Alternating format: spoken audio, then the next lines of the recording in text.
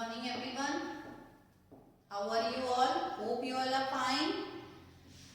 So we will start today our chapter 1, that is globe and imaginary lines.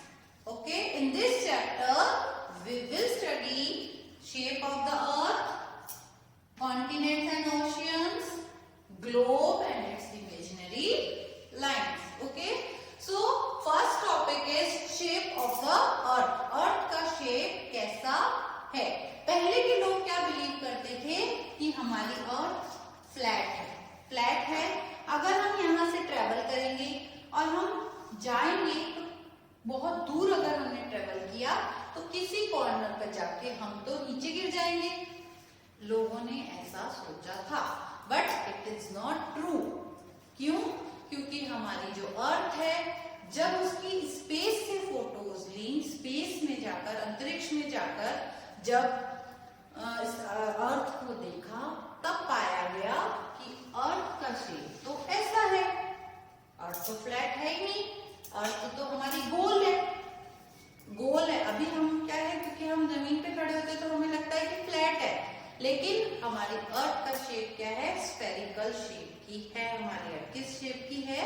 Spherical shape की है। और इसका colour क्या है? कलर है ब्लू कलर। जब हम स्पेस से देखते हैं,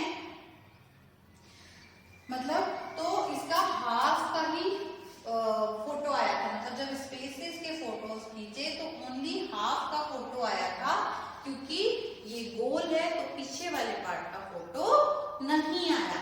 तो दैट मीन्स कि इसकी शेप कैसी है? स्फेरिकल शेप की है। Now continents and oceans, a very large mass of land surrounded by the water is called continents. Continents क्या होता है? बहुत बड़ा पार्ट, जो कि जमीन का बहुत बड़ा पार्ट जो कि पानी से घिरा हुआ है, क्या कहलाता है? कॉन्टिनेंट कहलाता है। कितने कॉन्टिनेंट होते हैं हमारे वर्ल्ड में? कितने कॉन्टिनेंट हैं? 7 continent. There are 7 continents: Asia, Africa, North America, South America, Europe, Australia and Antarctica. ये 7 कॉन्टिनेंट्स हैं, जिसमें हमारा जो कि each continent is divided into countries. मतलब हर कॉन्टिनेंट को अलग अलग कंट्री में डिवाइड कर दिया गया है। तो हमारा जो इंडिया है वो किस में आता है? एशिया में आता है। इंडिया जो है वो एशिया कॉन्टिनेंट में आता है। सबसे बड़ा कॉन्टिनेंट कौन सा है? Largest continent is Asia and Australia is the smallest continent. सबसे छोटा कौन सा है? ऑस्ट्रेलिया। ठीक है। अब है कि ओशियंस आपने पिछली क्लास में पढ़े थे, लेकिन ओशियंस क्या होते हैं? The large water bodies surrounded by continents. Continents क्या होते हैं? Large mass of land surrounded by water से घिरे हुए होते हैं कॉन्टिनेंट्स तो। और जो ओशियंस होते हैं वो किससे घिरे हुए होते हैं? कॉन्टिनेंट से घिरे हुए होते हैं। कितने ओशियंस हैं हमारे? 5 ओशियंस हैं: Pacific Ocean, Arctic Ocean, Southern Ocean, Indian Ocean and Atlantic Ocean. There are 5 ocean: Pacific, Atlantic, Arctic, Southern and Indian Ocean. सबसे बड़ा कौन सा है? पैसिफिक ओशियन, और सबसे छोटा है आर्कटिक ओशियन। ठीक है। हमारी अर्थ पर डिफरेंट लैंडफॉर्म्स हैं। कहीं पे माउंटेन्स हैं, कहीं पे नदी है, कहीं पे पहाड़ तो ये डेजर्ट्स हैं, कहीं पे खाइयां हैं, खाड़ियां हैं। मतलब तो अलग अलग तरह की लैंडफॉर्म्स हैं। तो इन लैंडफॉर्म्स को देखने के लिए मीन्स जैसे कहीं पे माउंटेन्स हैं, कहीं पे रिवर्स हैं, कहीं पे डेजर्ट्स हैं, मतलब मिट्टी है, कहीं पे खाइयां हैं, कहीं पे ऊबड़ खाबड़ जमीन है। तो इन सबको हम एक ही बार में नहीं देख सकते। इसके लिए क्या यूज किया जाता है? ग्लोब्स और मैप्स को यूज किया जाता है। तो ग्लोब के बारे में हम इस चैप्टर में पढ़ेंगे। तो फर्स्ट इज ग्लोब। ग्लोब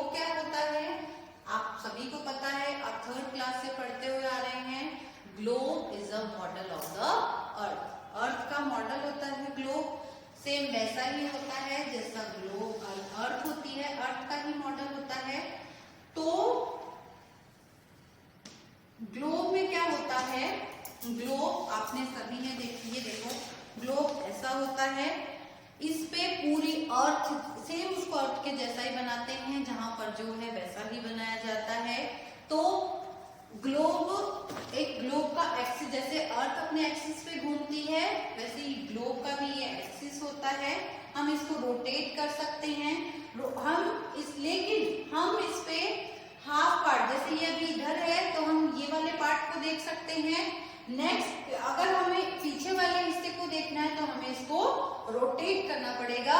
तो जब हम इसको रोटेट करेंगे तो पीछे वाला हिस्सा हमें दिखाई देगा। और ग्लोब जैसे कहीं पे वर्ल्ड में कोई भी जगह है वो हमें देखनी है तो हम ग्लोब के थ्रू देख सकते हैं। ग्लोब जो है वो अर्थ को रिप्रेजेंट करता है। अर्थ की तरह ही ग्लोब पे, जैसे हम अर्थ का स्पेस से देखेंगे तो अर्थ का आधा हिस्सा दिखाई देता है, आधे हिस्से की फोटो आती है, उसी तरह ग्लोब को भी हम जब एक बार ये देखेंगे तो सिर्फ इसका ये हाफ हिस्सा ही दिखाई देगा, पीछे वाला हिस्सा हमें दिखाई नहीं देगा। तो जैसे ही अपने एक्सिस पे घूमती है वैसे ग्लोब भी अपने एक्सिस पे घूमता है। ये वाला जो है ये नॉर्थ पोल कहलाता है और ये साउथ पोल कहलाता है। इसके भी 2 एंड पॉइंट्स होते हैं, एक पॉइंट यहाँ होता है और एक पॉइंट यहाँ होता है। ये नॉर्थ पोल और ये साउथ पोल। लेकिन ग्लोब में भी कुछ प्रॉब्लम्स है। क्या? सबसे पहले कि ग्लोब में हम एक ही टाइम पर पूरे ग्लोब को नहीं देख सकते। जैसे हमें मान लो पूरा देखना है एक साथ तो हम नहीं देख सकते। क्यों? क्योंकि हमें तो सिर्फ ये वाला हिस्सा दिखेगा, पीछे वाला हिस्सा तो दिखेगा ही नहीं। तो ये फर्स्ट प्रॉब्लम हो गई। सेकेंड प्रॉब्लम कि हम लैंडफॉर्म, डिफरेंट लैंडफॉर्म्स को ग्लोब पर डिटेल्स में नहीं देख सकते, डिटेल में जाकर नहीं देख सकते। वहां तो क्या है, पूरा वर्ल्ड का, पूरी अर्थ को बना हुआ है तो इसमें सिर्फ एक पॉइंट दिया हुआ रहेगा। तो इस पॉइंट से क्या हम डिटेल समझ सकते हैं क्या? डिटेल में देख सकते हैं क्या कि ये कैसा है, कैसा बना हुआ है? नहीं। तो ये हो गया कि हम ग्लोब में डिटेल्स में नहीं देख सकते। And the last one is कि हमें इसको कैरी करना इजी नहीं है, हम इसको इजीली कैरी नहीं कर सकते क्योंकि दोनों हाथ कवर होंगे हमारे, तो हम दोनों हाथों, हमारे दोनों हाथ हो जाएंगे, ब्लॉक हो जाएंगे, तो इसको एक जगह से दूसरी जगह ले जाना इजी नहीं होता है। ये हो गया हमारा globe. Now parallels of latitude. आप जब ग्लोब को केयरफुली देखोगे तो आप उसमें देखते हो कि सर्कुलर लाइंस जा रही हैं ग्लोब में। ये देखिए, इसमें भी मैंने ड्रॉ किया है। ये लाइंस जो जा रही हैं इनको बोलते हैं पैरेलल्स ऑफ लैटिट्यूड। ये बोलते, इनको क्या बोलते हैं? लैटिट्यूड बोलते हैं। ये इमेजिनरी लाइंस होती हैं जो कि ईस्ट से वेस्ट की तरफ रन करती हैं। लैटिट्यूड जो होता है वो अर्थ को 2 इक्वल हाफ में डिवाइड करता है, जिसको कि इक्वेटर बोलते हैं। ये देखिए, जो डार्क करी हुई लाइन है ये है इक्वेटर। ये क्या कहलाता है? इक्वेटर। ये ग्लोब को 2 पार्ट में डिवाइड करता है। ग्लोब यानी हमारी अर्थ, ये तो अर्थ को जो इक्वेटर होता है वो 2 इक्वल पार्ट्स में डिवाइड करता है। The part which lies to the north, यानी नॉर्थ की तरफ जो पार्ट अर्थ का रहता है वो नॉर्दर्न हेमिस्फीयर कहलाता है, और जो पार्ट साउथ की तरफ रहता है वो साउदर्न हेमिस्फीयर कहलाता है। ये देखिए, नॉर्थ पोल और साउथ पोल है ना। The parallels of latitudes are complete circles except the north and south poles. South और नॉर्थ पोल को छोड़कर ये जो जितने भी लैटिट्यूड्स हैं वो कंप्लीट सर्किल बनाते हैं। Length of the parallels decreases as you move away. जब इनकी लेंथ डिक्रीज होती है जब हम पोल्स की तरफ जाते हैं। इनमें इक्वल डिस्टेंस होता है। ये पैरेलल्स एक दूसरे को कट नहीं करते, ना एक दूसरे को टच करते हैं। नॉर्थ पोल और साउथ पोल जो है उनको, नॉर्थ पोल को 90 degree N and South Pole को 90 डिग्री एस के नाम से मार्क किया जाता है, और अदर लैटिट्यूड्स को 0 डिग्री टू 90 डिग्री के बीच में मार्क किया जाता है। ये हो गया हमारा पैरेलल्स ऑफ लैटिट्यूड्स।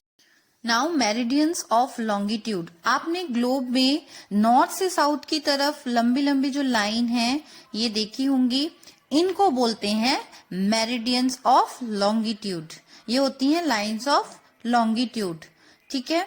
अब इनके कुछ फीचर्स हैं, जैसे ये सभी सेम लेंथ की होती हैं, एक ही लेंथ की होती हैं सारी।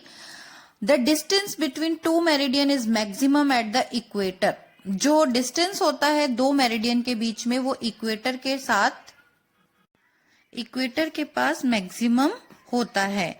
न meridians cut the parallels. Meridians जो होती है यानी जो लंबी वाली लाइंस होती हैं ये पैरेलल्स को यानी सर्कुलर लाइंस को जो ईस्ट टू वेस्ट जाती हैं उनको राइट एंगल पर काटती हैं यानी 90 डिग्री पर काटती हैं।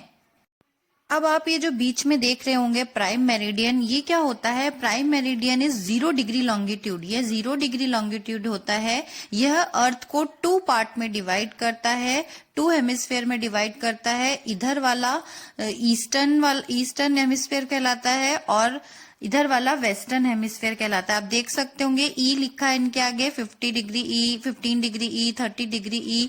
तो ये होता है ईस्टर्न हेमिस्फेयर और वो होता है वेस्टर्न हेमिस्फेयर। जैसा कि मैंने बताया पैरेलल्स और मेरिडियंस एक दूसरे को राइट एंगल पर टच करती हैं, एक दूसरे को कट करती हैं। वो नेटवर्क क्या कहलाता है? This network of lines is called grid. क्या कहलाता है? ग्रिड। ओके।